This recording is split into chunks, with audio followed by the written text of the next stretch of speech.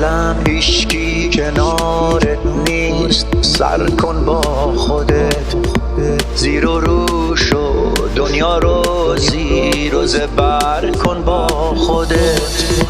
وقتی میبینی خودت داره کلافت میکنه، از خودت پاشو، خودت باشو، سفر کن با خودت.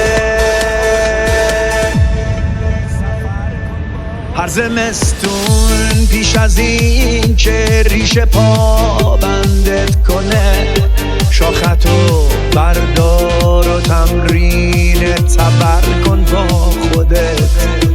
جا بساز و دونه دونه مرگ برگاه تو ببین، یا بسوز و جنگلی رو شده بر کن با خودت.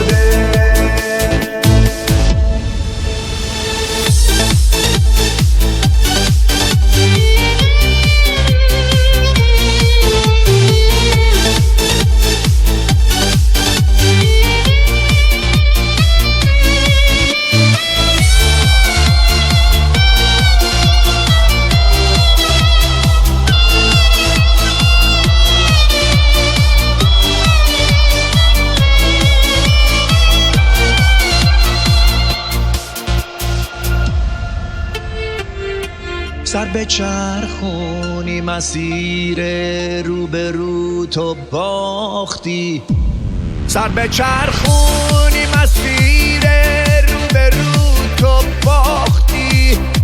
از پل تردید با قلبت گذر کن با خودت.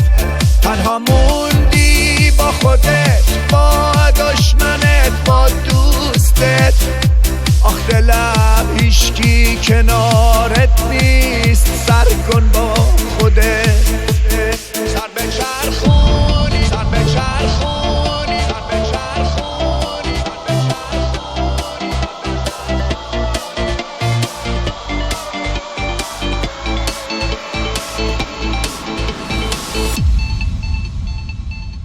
هر زمستون پیش از این که ریشه پا بندت کنه، شاختو بردار و تمرین تبر کن با خودت. جا بساز و دونه دونه